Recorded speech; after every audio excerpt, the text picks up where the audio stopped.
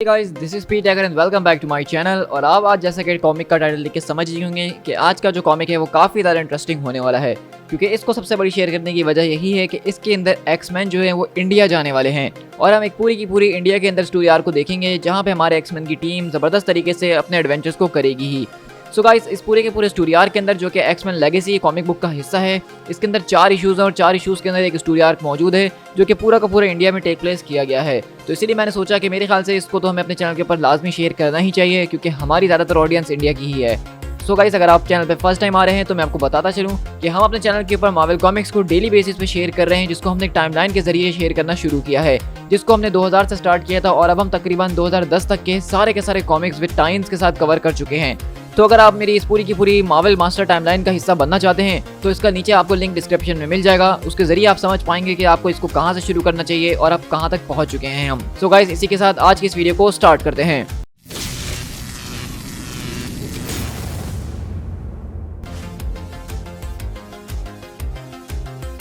तो हमारी कहानी की स्टार्ट द कॉरिडोर से होती है। अब ये एक ऐसी जगह है जिसको मैं अभी नहीं बल्कि आपके साथ कुछ आगे के इश्यूज में जाके एक्सप्लेन करूंगा कि यहाँ पे क्या चल रहा है। लेकिन यहाँ पे हम देखते हैं कि बेसिकली एक लड़की मौजूद है जिसको यहाँ पे 2 लोगों ने पकड़ा हुआ है और उनकी बातों से ये साफ जाहिर है कि वो उनसे गद्दारी करने की या उनको धोखा देने की कोशिश कर रही थी और अब वो पकड़ी जा चुकी है। लेकिन उनकी बातों से ये भी साफ जाहिर हो रहा है कि वो लोग एक दूसरे को बहुत अच्छे तरीके से जानते हैं और वो जो लोग हैं उसकी काफ़ी करीबी नज़र आ रहे हैं। लेकिन हम देखते हैं कि यहाँ पे जो कुछ भी इसने गलती करी है उसके लिए उसको एक सज़ा दी जाने वाली है। और वहीं से वो दोनों के दोनों लोग उसको पकड़ के एक तरह के चैम्बर के अंदर डालते हैं और कहते हैं कि एंजल फायर ऑलमोस्ट रेडी हो चुका ऑनलाइन होने के लिए। तुम इस बात को जानती हो कि हमारी सिटी को इस एनर्जी की ज़रूरत है और तुम्हें इस पूरी की पूरी सिटी को एनर्जी देने के लिए ये सब तो करना ही पड़ेगा ना, और तुम इसके लिए क्या प्राउड फील नहीं करती हो।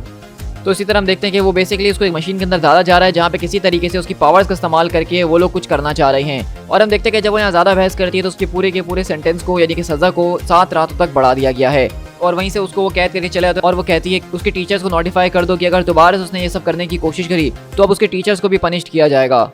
ठीक है बहन, जैसा तुम कहो वैसा ही हम कर देंगे। हाँ, फ़ौरन से। और उसके सारी की सारी प्रोफाइल को मेरे फोकल स्पेस के ऊपर तुरंत भेजा जाए ताकि मैं देखूँ कि आखिरकार इसके अंदर ऐसी क्या खास बात है। और इसी तरह हम देखते हैं कि वो लड़की उस पूरे के पूरे चैम्बर के अंदर मौजूद होती है जिसके हाथों वगैरह को बांधा गया है और कहती है ओके, तो चलो देखते हैं कि मैं इसके साथ यहाँ पे क्या कर सकती हूँ। Hello, door lock override sensor, मेरा नाम लज है और हम लोग एक दूसरे के दोस्त बन सकते हैं।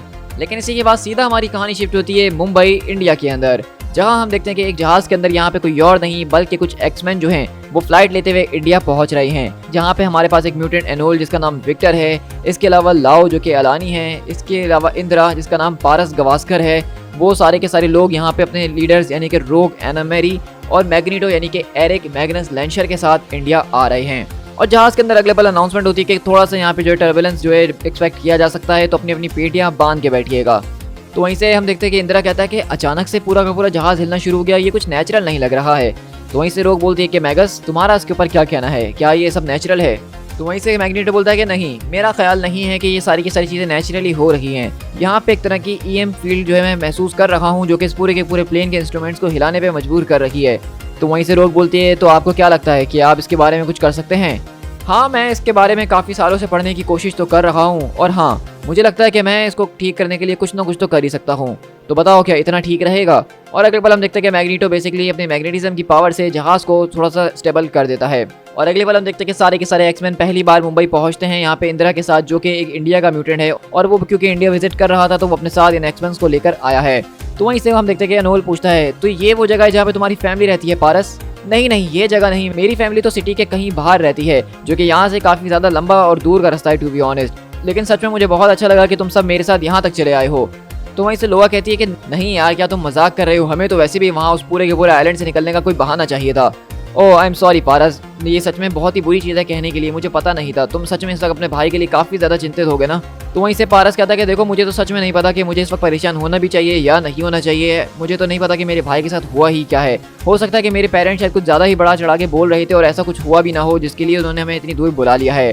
तो अगले पल हम देखते हैं कि यहाँ पे कुछ इंडियंस पीछे खड़े हुए हिंदी में बातें कर रहे होते हैं। अब आप लोग मुझे कमेंट डाउन करके बताएंगे कि ये क्या डायलॉग आपस में बातें कर रहे हैं, क्योंकि मुझे तो हिंदी समझ में आती नहीं है। लेकिन अगले पल हम देखते हैं कि बेसिकली यहाँ पे पारस को लेने के लिए उसका ड्राइवर आया हुआ होता है और कहता है कि mister Gavaskar and the party, मेरा नाम मरूट है और मैं आपकी खिदमत के लिए हाजिर हूँ। तो मेरे ख्याल से अब आपको बैठ जाना चाहिए क्योंकि हमारे पास एक ज़्यादा लंबा चौड़ा सफ़र है वहाँ तक पहुँचने के लिए। तो तब तक गाने वाने सुनिएगा और प्लीज़ मेरी गाड़ी में सिगरेट मत पीजिएगा। और अगले पल हम देखते हैं कि वहाँ पे सारे के सारे एक्समैन गाड़ी के अंदर बैठते हैं, जहाँ पे लोआ पूछती है कि ओ तो आखिरकार ये कौन से गॉड हैं जिनको आप मानते हैं। तो वहीं से वो बताता है कि ये हमारे गॉड गणेश हैं, द रिमूवर ऑफ ऑब्स्टिकल्स। यानी कि देखा जाए तो मेरे बिजनेस के अंदर यही वो डीटी है जिनको मैं मानता हूँ, मेरे रास्ते को ये खुद ब खुद खोल देते हैं। तो आप बताइए कि आखिरकार आप लोगों का मुंबई कैसे आना हुआ। लेकिन इसी के बाद हम यहाँ से उटोपिया के ऊपर शिफ्ट होते हैं 36 घंटे पहले, जहाँ पे हम देखते हैं कि किस तरीके से ये सारे के सारे एक्समैन यानी कि उटोपिया में जो रह रहे थे वो मुंबई पहुंचे।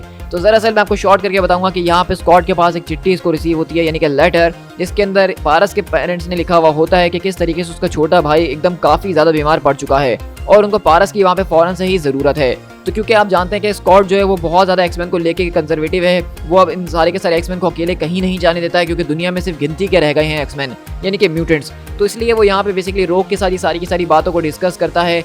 और इसी तरह हम देखते हैं कि बेसिकली स्कॉट ही उसको बोलता है कि तुम इस पूरे के पूरे ट्रिप को प्लान करो, उनकी लीडर बन के वहाँ पे उनके साथ इंडिया जाओगी, ताकि सब चीज़ों को मेक श्योर कर सको कि सब कुछ ठीक चल रहा है। और अपने साथ जो है मैग्नेटो को भी ले जाना, ताकि तुम्हारा ध्यान भी लगा रहे और बच्चों की देखरेख भी सही से हो सके। और इसी तरह हम यहाँ से देखते हैं कि किस तरीके से वो सारे के सारे लोग यहाँ पे पारस की हवेली पे पहुँचते हैं, जहाँ पे वो देख के एकदम शॉक रह जाते हैं, क्योंकि उनको अमेरिका के अंदर इस तरह के बड़े बड़े स्ट्रक्चर्स तो देखने को मिलते नहीं होंगे। और वो कहती है कि वाओ सच में क्या बढ़िया घर है तुम्हारा। तो पारस बताता है कि मेरे फादर जो है वो एक लॉयर हैं, जो कि काफ़ी ज़्यादा मशहूर हैं और वो इस पूरे के पूरे रीजन के अंदर काफ़ी ज़्यादा जाने पहचाने जाते भी हैं। और अगले पल हम देखते हैं कि बेसिकली उनके पेरेंट्स वहाँ पे दरवाजे पे खड़े हुए उनका वेलकम करते हैं, उसकी माँ उससे गले लगती है, उसके दोस्तों को वेलकम करती है। और उसके फादर हमें थोड़े से खरूज टाइप के नजर आ रहे होते हैं, जहाँ पे पारस उनसे सिर्फ हाथ मिला के उनको पिता करके कॉल करता है। और वो कहते हैं कि वेलकम होम मेरे बेटे, तुम्हें फौरन से अपने भाई तेजपाल को आके देखना होगा, जाओ अपने मदर के साथ जाके उससे मिलो और मैं तुमसे थोड़ी देर में बात करता हूँ। और आप लोग मेरे बच्चे के टीचर्स। और अगले पल हम देखते हैं कि रोग आती है, कहती है आप मुझे टीचर नहीं बल्कि स्कूल का काउंसलर कह सकते हैं मिस्टर गवास्कर, मेरा नाम आना मैरी है और ये है मेरे साथ मिस्टर लेंशर। लेकिन वहीं से पिताजी बोलते हैं एक terrorist and an advocate of the वॉलेंट revolution. आपको क्या लगता है कि मैंने मैग्नेटो के बारे में कभी कुछ सुना नहीं होगा? अगर मुझे इस बारे में पता होता कि मेरा बेटा आजकल ऐसे लोगों को अपना टीचर मान रहा है और इस तरह की एकेडमी के अंदर पढ़ रहा है, तो शायद मैं उसको इस तरह की एकेडमी में जाने की कभी इजाज़त ही नहीं देता। और वहीं से मैग्नेटो बोलता है कि आप एक ऐसे आदमी की बात कर रहे हैं जो कि सारी की सारी चीज़ें सिर्फ एक पीस एंड ऑर्डर के लिए चाहता था। और वहीं से हम देखते हैं कि मैग्नेटो यहाँ पे बोलता है आप एक ऐसे आदमी की बातें कर रहे हैं जो कि सारी की सारी चीज़ें सिर्फ इसीलिए हासिल करना चाहता है ताकि वो पीस एंड ऑर्डर को कायम कर सके। तो वहीं से मिस्टर गवास्कर बोलते हैं कि तो आप मेरे लिए नेहरू को कोट कर रहे हैं, मैं सच में नेहरू को बहुत ज़्यादा एडमायर करता हूँ। तो वहीं से रोज बोलती है कि मिस्टर गवास्कर अगर आपको हमारे यहाँ रुकने से कोई प्रॉब्लम है तो मेरे ख्याल से। तो वहीं से वो कहते हैं कि नहीं नहीं मुझे कोई प्रॉब्लम नहीं है, आप लोग मेरे मेहमान हैं और मैंने आपको इन्वाइट किया है, तो इसलिए मैं आपका स्वागत तो यहाँ पे ज़रूर करूँगा। सोवरत जाओ और जाके इन लोगों को इनके अपने अपने कमरे दिखा दो।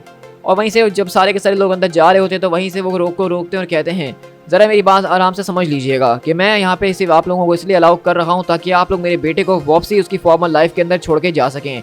अब मैं चाहता हूँ कि मेरा बेटा मेरे साथ यहाँ रुके और एक नॉर्मल जिंदगी गुजारना शुरू करे। फ्रॉम नाउ ऑन अब उसकी यही जिंदगी आगे होने वाली है और आप जब यहाँ से इसको छोड़ के जाएंगे तो मैं चाहता हूँ कि आपके उसके साथ सारे के सारे कॉन्टैक्ट सीज हो जाएं। और अगले पल हम देखते हैं कि वहीं से लोहा कहती है कि विक्टर जरा अपनी तरफ देखो, तुम तो कैमोफ्लेज हो चुके हो। तो कहता है कि सॉरी यार सिचुएशन ही ऐसी है कि मेरे रिफ्लेक्सेस काम करना शुरू हो गए हैं। और अगले पल हम देखते हैं कि बेसिकली तेजपाल जो कि यहाँ पे पारस का छोटा भाई है उसकी हालत काफ़ी ज़्यादा क्रिटिकल है और उसके ऊपर सारी तरह डिवाइसेस वगैरह लगी हुई हैं। तो वहीं से पारस बोलता है कि मुझे कुछ समझ में नहीं आ रहा है माँ, क्या ये सो रहा है? तो माँ बताती है कि नहीं वो सो नहीं रहा पारस, बल्कि वो कोमा के अंदर है। तो पारस एकदम परेशान हो जाता है और पूछता है कि ये सब हुआ कैसे। तो उसकी माँ बताती है कि वो एक दिन मुंबई के अंदर मौजूद था और वहाँ पे खतरनाक किस्म का तूफान आके कुछ लोगों के ऊपर गिरा और उसके बाद से ये बिल्कुल ऐसा हो चुका है, मतलब तब से ही इसको कोई होश नहीं आया है। तो पारस बोलता है कि अभी कैसी बातें कर रही हो बच्चों वाली, आखिरकार एक स्टॉर्म के गिरने से ये सब कुछ कैसे हो सकता है? क्या डॉक्टर्स ने इसके ऊपर कुछ कहा नहीं है? यही तो सबसे बड़ी बात है बेटे कि डॉक्टर्स इसके बारे में कुछ कह ही नहीं रहे हैं। वो इसके बारे में पता करने की कोशिश कर रहे हैं लेकिन उससे कुछ पता नहीं चल पा रहा है। ऐसा लग रहा है कि इसके बारे में किसी को कुछ समझ में नहीं आ रहा। और वहीं से पारस बोलता है कि तेजपाल मेरे भाई अगर तुम मुझे सुन सकते हो तो मैं तुमसे बहुत प्यार करता हूँ और मैं तब तक यहाँ पे रुकूंगा जब तक तुम दोबारा से वैसे ना हो जाओ जैसे पहले हुआ करते थे। तो वहीं से उसकी माँ कहती है कि तब तक के लिए, लेकिन पारस यहाँ पे ऐसी कोई चीज़ है जो कि मुझे तुम्हें बताना है। मैं तुम्हें वो बात लेटर के अंदर ही बता देना चाहती थी लेकिन तुम्हारे फादर ने मुझे बताने नहीं दी। तो वहीं से पारस बोलता है कि ऐसी क्या बात है माँ, आप मुझसे क्या छुपा रही हैं? मुझे बस सच बता दीजिए माँ कि आप मुझसे क्या छुपाने की कोशिश कर रही हैं। तो वहीं से माँ बताती है कि तेजपाल जो है वो दरअसल इंगेज था एक लड़की के साथ जो कि बहुत ही ज़्यादा खूबसूरत है, लेकिन हमारी तुम्हें घर बुलाने की सबसे बड़ी वजह यही थी कि अब हम चाहते हैं कि तेजपाल की जो फियांसे है अब तुम उसकी जगह उससे शादी कर लो। तो आप देख रहे हैं कि यहाँ पे बेसिकली इस कॉमिक के अंदर भी ये बात प्रूव हो गई है कि देसी पेरेंट्स वो देसी ही रहेंगे चाहे कहीं पे भी चले जाएं या उनको कहीं पे भी दिखाया जाए। मतलब छोटे भाई का काटने के लिए बड़े भाई को बुला लिया कि आओ और काटो और से शादी कर लो, इससे ज़्यादा और बुरा हो भी क्या सकता है। लेकिन इसी तरह हम देखते हैं कि यहाँ पे बेसिकली रोग मैग्नीटो के पास आती है, जो कि गैलरी में खड़े होकर हवा का जायजा ले रहा होता है। और हम देखते हैं कि यहाँ पे उनके बीच थोड़ी बहुत बातचीत होती है, लेकिन उसके बाद मैग्नीटो यहाँ पे यही बोलता है कि वो यहाँ पे कुछ एनोमलीज को डिटेक्ट कर रहा है इस पूरी की पूरी हवा के अंदर, एक तरह की ईएम फील्ड, और वो इसको यहाँ आने से पहले से ही सेंसर कर चुका था और इसी वजह से वो यहाँ पे आना भी चाहता था ताकि वो यहाँ पे इसको आके करीब से देख सके। और मेरे ख्याल से रोग तुम्हें यहाँ पे कुछ मोटे कपड़ों को पहन लेना चाहिए क्योंकि मौसम बहुत जल्द बदलने वाला है। और अगले पल हम दोबारा से उसी पूरे की पूरी कॉरिडोर के अंदर शिफ्ट होते हैं जहाँ पे वो अजीब व गरीब लोग मौजूद हैं और वहीं पे उसका भाई आता और कहता है कि मेरी बात ज़रा गौर से सुनो, लेकिन वो कहती है कम इन मार्टिलो, आज वैसे भी मेरी बारी है मॉनिटर करने की, तो आज रात मैं ही करूंगी। ये कितना ज़्यादा ज़बरदस्त लगता है ना कि हमारे ऐसी मैग्निफिसेंट सिटी जो है बहुत जल्द हमारे पेरेंट यूनिवर्स के साथ टैटर होने वाली है। तो वहीं से वो आगे कहता है कि मेरी बहन मुझे माफ़ करना कि मैं तुम्हें यहाँ पे आके इस तरह से डिस्टर्ब कर रहा हूँ, लेकिन लस जो है वो दोबारा से अपने सेल से गायब हो चुकी है। क्या मतलब तुम्हारा गायब हो चुकी है? फौरन से उसको ट्रैक करो और वापसी पिंजरे के अंदर लेकर आओ। हमने उसका पीछा करने की कोशिश करी जो कि वो वैन से निकलने की कोशिश कर रही थी, लेकिन इस वक्त वो मेम्ब्रेन के काफ़ी ज़्यादा करीब पहुंच चुके हैं जहां हम उसको परस्यू नहीं कर सकते हैं। लेकिन मेरे ख्याल से वो कुछ देर में वापसी लौट के अपने सेल के अंदर आ ही जाएगी जब उसको ये बात पता चलेगा कि वहाँ से निकलने का कोई रास्ता नहीं है। लेकिन वहीं से उसकी बहन कहती है कि हाँ तुमने ठीक कहा, एक्सेप्ट वो जानती है कि वहाँ से निकलने का एक रास्ता है। तो वहीं से वो कहता है कि मुझे नहीं लगता कि आप जिस बात को सजेस्ट कर रही हैं उसके अंदर वो करने की हिम्मत भी है। तो वहीं से वो कहती है कि तुम इस बात को भूल रहे हो मार्टिलो कि लस एक तरह की आर्टिस्ट है, वो इस तरह की चीज़ों से कभी भी पीछे नहीं हटती है। देखो वो वहाँ पे मौजूद है और वो जंप करने का चांस लेने वाली है। अगर उसने वो यहाँ से जंप करी तो शायद वो मेम्ब्रेन की दूसरी साइड जा सकती है। और अगले पल हम देखते हैं कि बेसिकली यहाँ पे जो लस है वो एक तरह की पूरे के पूरे प्रिजन के अंदर मौजूद है और यहाँ पे एक मेम्ब्रेन है जिसके बाद क्रॉस करके ना जाने क्या ही चीज़ आ सकती है, एक तरह की ऐसी चीज़ जो कि इनके पूरी की पूरी चीज़ को दूसरी जगह से सेपरेट कर रखी है। लेकिन लस की जो बेसिकली पावर्स हैं एक तरह की वो ये हैं कि वो लाइट को मैनिपुलेट कर सकती है और ये पूरी की पूरी मेम्ब्रेन लाइट से तो बनी है। और अगले पल हम देखते हैं कि वो उसको बेसिकली क्रॉस करते हुए यहाँ से आगे निकल जाती है। तो उसी वक्त वो वहाँ पे ऑर्डर देती है कि फौरन से सर्विडोर्स को जो है जगाओ, अब हमें उसकी सारी की सारी हरकतों का अंजाम उसको बताना ही होगा। और अगले पल हम देखते हैं कि मैग्नीटो, रोग और बाकी के सारे म्यूटेंट्स यहाँ मुंबई के अंदर अपने ड्राइवर के साथ घूमने फिरने के लिए आए हुए होते हैं। लेकिन इनके घूमने फिरने के बीच जो असल मकसद होता है वो मैग्नीटो को होता है, जो कि इस पूरी की पूरी ईएमपी फील्ड को ट्रैक करने की कोशिश कर रहा है और पता लगा रहा है कि आखिरकार ये चल क्या रहा है। मतलब उसको यहाँ पे कुछ ऐसा महसूस हो रहा है जो काफी ज्यादा अलग है। और हम देखते हैं कि मैग्नीटो उनको यहाँ से वहाँ टहलाते हुए रोडों के बीचों बीच ले आता है और किसी को कुछ समझ में नहीं आ रहा। लेकिन इसी तरह पारस आता है और कहता है कि फादर मुझे आपसे बात करने की ज़रूरत है। तो वो कहते हैं कि हाँ पारस तुम मुझसे बात कर सकते हो, लेकिन अपनी ट्यून को पहले ठीक करो और मुझे सही तरीके से एड्रेस करो। आई एम सॉरी, लेकिन माँ ने मुझसे कहा, मैंने तुमसे क्या कहा कि तुम मुझसे वैसे बात करो जैसे हमने तुम्हें सिखाया है। और अगले पल हम देखते हैं कि पारस खड़ा उधर कहता है peace be upon my father and this house, क्या मुझे इजाज़त है बात करने की? तो अगले पल डैडी बहुत ज़्यादा भरम से कहते हैं कि हाँ अब तुम बात कर सकते हो। मामी जी ने मुझे बताया कि आप लोग चाहते हैं कि मैं एक लड़की जिसका नाम वाईपाला रानी है उससे जाके शादी कर लूं, जिससे शादी करने का वादा तेजपाल ने किया था। तो क्या ये सच है? हाँ बिल्कुल। लेकिन आपको क्या लगता है कि तेज अगर कभी होश में आया तो उसको क्या लगेगा? आपको लगता है कि ये करना ठीक होगा? आप उससे क्या कहेंगे? तो वहीं से वो कहते हैं कि देखो ये सारे के सारे फैसले बड़ों ने लिए हैं जो कि तुमसे कहीं ज़्यादा बड़े और समझदार हैं। मेरे ख्याल से तुम्हारे लिए वही करना बेहतर होगा जो हम तुम्हें करने के लिए कहें। और इसके अलावा पारस इस बात को जान लो कि शायद तुम्हारा भाई कभी जाग ही ना पाए। डॉक्टर उसके बारे में बिल्कुल भी होपफुल नज़र नहीं आ रहे हैं। तो तुम्हें क्या लगता है कि मैंने ये पूरा का पूरा डिसीजन ऐसे ही ले लिया होगा? मैंने डॉक्टरों से पहले कंसल्ट करने की कोशिश करी और तभी मैं इस पूरे की पूरे डिसीजन के ऊपर पहुंचा हूँ। बेटे तुम्हें क्या लगता है कि तुम्हारे फादर एक फूल हैं?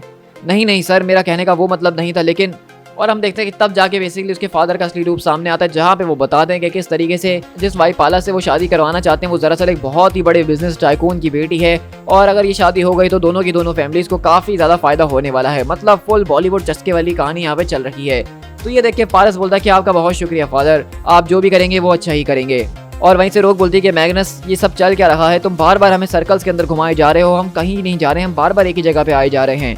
हाँ तुमने ठीक कहा, क्योंकि ये ग्रेडियंट एक्चुअली बार बार बदल रहा है फ्रॉम मोमेंट टू मोमेंट। लेकिन मैं ये ज़रूर कह सकता हूँ कि यहाँ पे किसी तरह की क्लॉसल पावर सोर्स जो है वो बहुत ही करीब मौजूद है और वो करीब पे करीब आते जा रही है, लेकिन उसके बावजूद भी हम उसको देख नहीं पा रहे हैं। तो वहीं से लोगा कहती है तो क्यों ना हम फिर यहाँ के स्पाइस मार्केट को घूमें और वहाँ पे जाके पता करें कि क्या चल रहा है। लेकिन मैग्नीटो बोलता है कि जरा एक मिनट, बस एक मोमेंट, हाँ तुम लोगों को मेरे करीब ही रहना चाहिए ताकि अगर कुछ होता है तो मैं तुम लोगों को शील्ड करने में सक्सेसफुल हो सकूं। तो वहीं से अनोल कहता है कि क्या मतलब शील्ड कर सकूं, हमें किस चीज़ से शील्ड करने की ज़रूरत है? तो अगले पल मैग्नीटो बोलता है कि पास आ जाओ इस स्टॉर्म से। और अगले पल हम देखते हैं कि वहाँ पे आसमान का एकदम से कलर चेंज हो चुका है और वहाँ पे तूफान आना शुरू हो चुका है। और इसी तरह हम देखते हैं कि वहाँ पे वो तूफान खतरनाक किस्म का है और वहाँ पे ज़बरदस्त तरीके से पूरी की पूरी मार्केट के अंदर बिजली के बड़े बड़े बोल्ट्स गिर रहे होते हैं, जिससे सारे के सारे लोगों के ऊपर वो गिरते हैं, सारी की सारी चीज़ें बर्बाद हो रही होती है और यहाँ से वहाँ भगदड़ एक मचना शुरू हो चुकी होती है।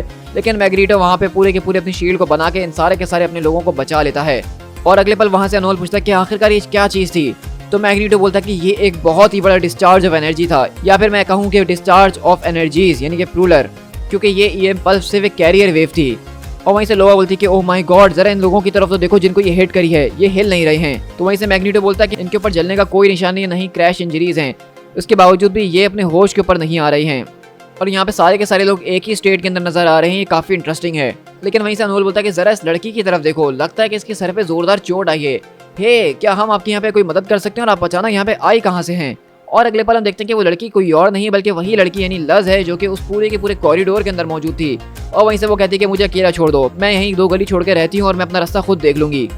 तो वहीं से हम देखते हैं कि रोक कहती है कि ओके, तो मैं यहाँ पे कोई हर्ट नहीं करना चाहता है शुगा, हम बस ये मेक श्योर कर रहे हैं क्या तुम ठीक हो, तुम्हें कोई चोट वगैरह तो नहीं आई है सर पे। तो वहीं से मैग्नीटो बोलता है कि नहीं, उसको छूने की कोई ज़रूरत नहीं है। मैग्नीटो, तुम ये क्या कह रहे हो, हम इस बात को बस मेक श्योर कर रहे हैं कि वो ठीक है कि नहीं। तो वहीं से मैग्नीटो बोलता है कि मैं जानता हूँ रोक कि तुम क्या कर रही हो, लेकिन तुम ये नहीं जानती कि तुम किस चीज़ से डील कर रही हो। तो वहीं से लस कहती है कि इससे तुम्हारा क्या मतलब है, मुझसे दूर हो जाओ। तो मैग्नीटो बोलता है कि ये उस पूरी की पूरी एनर्जी से सैचुरेटेड है, जो कि अभी इस पूरे के पूरे स्टॉर्म के जरिए आई हैं। इसका और उस स्टॉर्म का सिग्नेचर बहुत ही ज्यादा आइडेंटिकल है, इन दोनों के अंदर एक जैसी फ्लक्चुएशंस मौजूद हैं। ये ही उस पूरे के पूरे स्टॉर्म से कनेक्टेड है। अगर हमें उस स्टॉर्म के बारे में जानना है तो यही है जो कि हमें बता सकती है।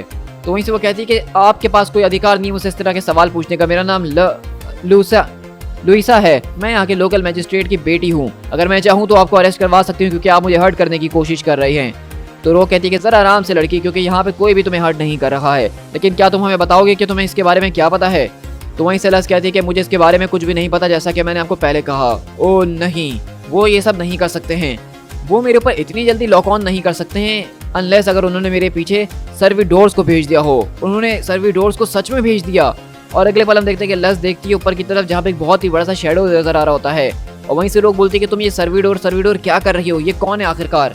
और अगले पल हम देखते हैं कि वो सर्विडोर दरअसल कुछ और नहीं बल्कि खतरनाक किस्म के बड़े बड़े सेंटिनल रोबोट्स हैं, जो कि यहाँ पे लस को पकड़ने के लिए भेजे गए हैं उस कॉरिडोर की तरफ से। तो ये कॉरिडोर क्या है, ये लस कौन है और वो सारे के सारे लोग क्या कर रहे थे उस कॉरिडोर के अंदर, ये सेंटिनल्स कहाँ से आए, ये हम अपने आगे के एपिसोड्स में डिटेल में इसके ऊपर डिस्कशन करेंगे ही। To be continued.